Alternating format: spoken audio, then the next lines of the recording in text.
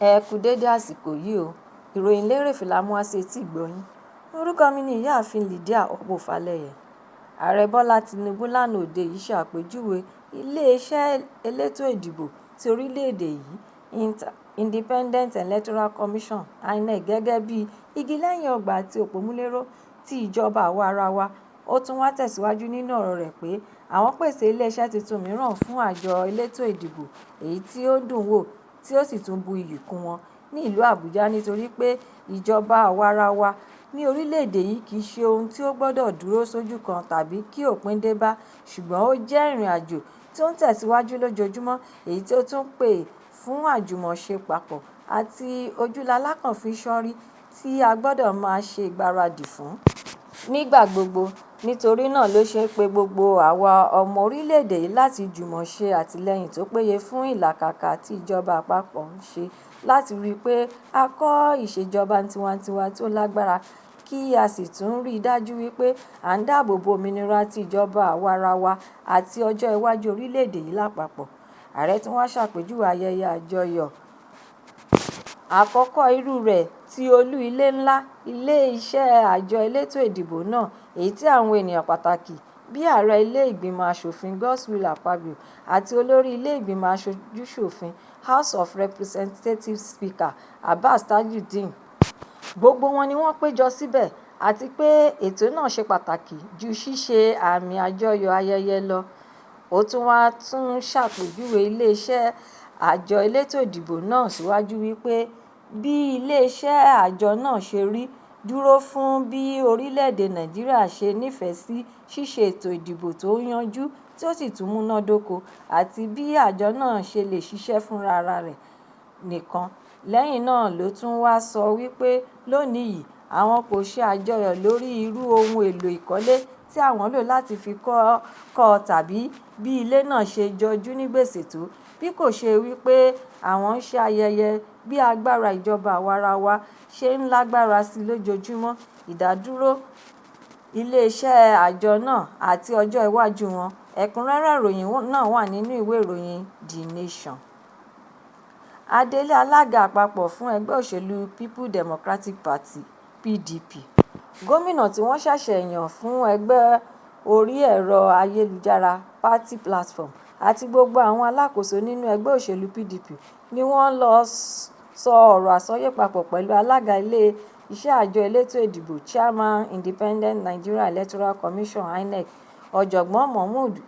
Yakubu ní Ọjọ́rú tí í ṣe òní. Ìpàdé tí wọ́n fẹ́ lọ ṣe pẹ̀lú rẹ̀ kò ṣẹ̀yìn gbogbo rògbòdìyàn tí ó wáyé nínú ẹgbẹ́ òṣèlú náà tí wọ́n sì ń làkàkà láti yanjú rẹ̀, èyí tí gbogbo ìlépa láti wá ojútùú sí gbogbo yánpọnyánrin náà já sí pàbó. Àwọn olórí kọ̀ọ̀kan nínú ẹgbẹ́ òṣèlú PDP náà sáré tantan láti rí wípé àwọn wá ojútùú sí gbogbo aáwọ̀ tí ó wáyé nínú ẹgbẹ́ òṣèlú náà, bíi aáwọ̀ tí ó wà láàárín àwọn olórí ẹgbẹ́ tí wọ́n jẹ́ ògbóná-gbòǹgbò nínú ẹgbẹ́ òṣèlú PDP, àwọn bíi gómìnà ti ìpínlẹ̀ Delta Sheriff Oborevwori àti gómìnà ti ìpínlẹ̀ Akwa Ibom Umo Eno, tí wọ́n fi ẹgbẹ́ òṣèlú náà sílẹ̀ lọ sínú ẹgbẹ́ òṣèlú All Progressives Congress (APC),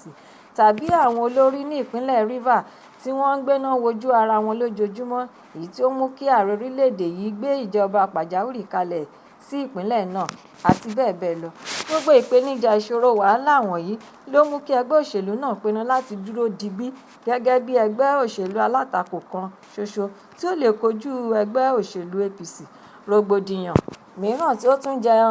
lẹ́nu lọ́ọ́lọ́ yìí ni bí àwọn apá gúúsù àti gúúsù ìlà-oòrùn nínú ìpàdé ẹlẹ́kùnjẹkùn wọn tí ó wáyé láìpẹ́ yìí ni wọ́n tún gbé omi ìjà kaná lórí ẹni tí yóò jẹ́ akọ̀wé àpapọ̀ fún ẹgbẹ́ òṣèlú náà.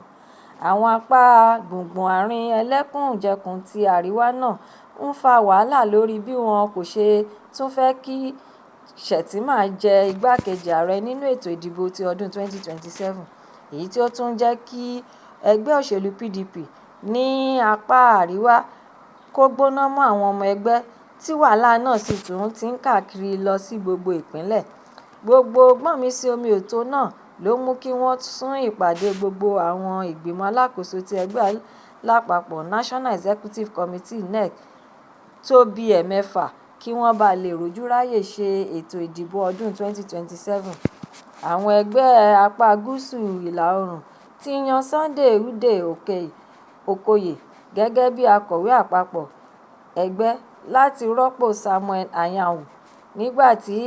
Anyanwu lọ díje fún ipò gómìnà ní ètò ìdìbò ọdún 2023 tí ẹ̀kọ́ kò sì ṣojú mímu fún nínú ètò ìdìbò náà, ṣùgbọ́n kò fi ipò akọ̀wé rẹ̀ sílẹ̀. Anyanwu náà ló tún wá padà dé sínú ẹgbẹ́ wípé òun fẹ́ gba ipò akọ̀wé padà nítorí pé òun ṣì ni akọ̀wé àpapọ̀ fún ẹgbẹ́ òṣèlú PDP. Àwọn ọmọ ẹgbẹ́ wá ń sọ pé ó ń hu ìwà yìí nítorí mínísítà ti ìlú Àbújá tí ó jẹ́ alátakò rẹ̀ àti pé Nyesom Wike náà ń lo agbára láti máa darí àwọn ènìyàn tí ẹgbẹ́ PDP ń lò láti mú ẹgbẹ́ náà dúró nítorí pé àwọn ẹgbẹ́ òṣèlú tí ó ń ṣèjọba lọ́wọ́lọ́wọ́ náà ń ṣe àtìlẹ́yìn fún. Nínú ọ̀rọ̀ tí àwọn ẹgbẹ́ òṣèlú náà ń sọ ni gómìnà ti ìpínlẹ̀ Taraba Abba Kefa, ẹni tí ó jẹ́ alága fún PDP National Caucus Fact-Finding Committee, ti sọ síta wípé aṣòfin Samuel Anyanwu ní iléeṣẹ́ àjọ elétò ìdìbò INEC mọ̀ sí akọ̀wé àpapọ̀ fún ẹgbẹ́ òṣèlú PDP. Ẹgbẹ́ yìí ni wọ́n ṣe àgbékalẹ̀ rẹ̀ ní ọjọ́ 27 oṣù karùn-ún ọdún tí a wà nínú rẹ̀ yìí ní ìlú Àbújá. Àwọn ẹgbẹ́ yìí náà ló kọ̀ jálẹ̀ láti sọ̀rọ̀ lórí ipò akọ̀wé àpapọ̀ yìí nínú ìpàdé 99 tí àwọn ìgbìmọ̀ alákòóso NEC èyí tí ó wáyé ní ọjọ́ tí wọ́n ṣe àgbékalẹ̀ ẹgbẹ́ náà, tí wọ́n tún wá sọ wípé kí wọ́n sún ọ̀rọ̀ náà di ìpàdé tí yóò wáyé ní 30 oṣù kẹfà June 30th. Ṣùgbọ́n ẹgbẹ́ òṣèlú PDP wá tẹ̀lé àṣẹ tí ó wá láti ilé ẹjọ́ tí ó ga jùlọ lórílẹ̀-èdè yìí, Supreme Court, wípé ọ̀rọ̀ ipò akọ̀wé jẹ́ ọ̀rọ̀ tí ó jẹ́ wípé ẹgbẹ́ òṣèlú náà ni ó lè yanjú rẹ̀, kì í ṣe ilé ẹjọ́, ṣùgbọ́n kí igbákejì akọ̀wé kí ó jẹ́ adelé fún ipò akọ̀wé ẹgbẹ́. Ẹ̀kúnrẹ́rẹ́ ìròyìn náà wà nínú ìwé ìròyìn Punch. Ọ̀gá àgbà yanyan ti iléeṣẹ́ ọlọ́pàá Káyọ̀dé Ẹgbẹ́tókun àti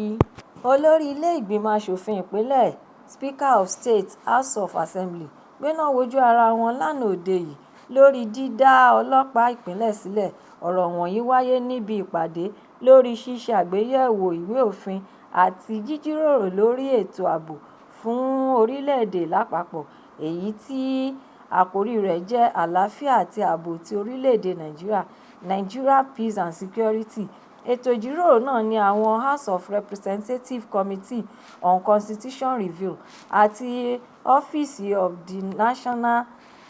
Security Adviser ONSA ṣe àgbékalẹ̀ rẹ̀. Níbẹ̀ ni Ẹgbẹ́tókun ti tako ìgbésẹ̀ náà, èyí tí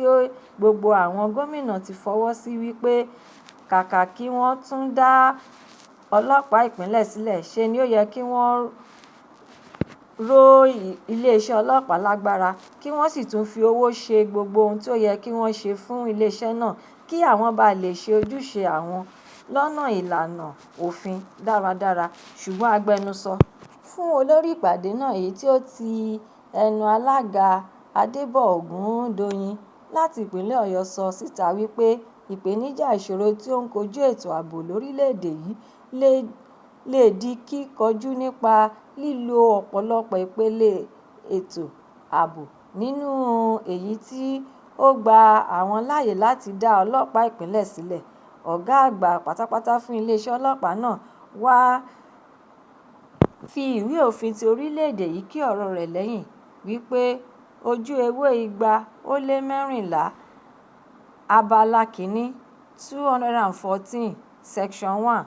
ti ọdún 1999, èyí tí wọ́n tún ṣẹ̀ṣẹ̀ ṣe àtúnṣe rẹ̀, wípé orílẹ̀-èdè Nàìjíríà ní ẹ̀tọ́ láti ní ọlọ́pàá tí iléeṣẹ́ wọn yóò sì jẹ́ Nigeria Police Force, tí ó sì tún gbọ́dọ̀ wà lábẹ́ ìpele òfin yìí, àti pé kò gbọdọ̀ sí iléeṣẹ́ ọlọ́pàá mìíràn mọ́ ní apá ibì kankan lórílẹ̀-èdè yìí mọ́. Ó tún wá fi ojú ewé 215 abala kìíní 215 section 1 ṣe àlàyé wípé ààrẹ orílẹ̀-èdè yìí ní ẹ̀tọ́ láti yan ọ̀gá àgbà yanyan fún iléeṣẹ́ ọlọ́pàá náà. Ẹ̀kúnrẹ́rẹ́ ìròyìn náà wà nínú ìwé ìròyìn The Nation. Ìròyìn lérèfé tòní kò ní jù báyìí lọ. Ẹ pàdé mi fún àkọ́tún ìròyìn lérèfé mìíràn lọ́la láṣẹ Èdùmàrè. Ẹ ṣé tí ẹ̀ ń tẹ́tí gbọ́ mi. Ẹ má ṣe aláìlọ kàn sí YouTube channel ìròyìn lérèfé kí ẹ sì tún subscribe láti lè máa gbádùn ìròyìn lérèfé síwájú àti síwájú sí i. Ẹ ṣé mo dúpẹ́. Ó dàbọ̀.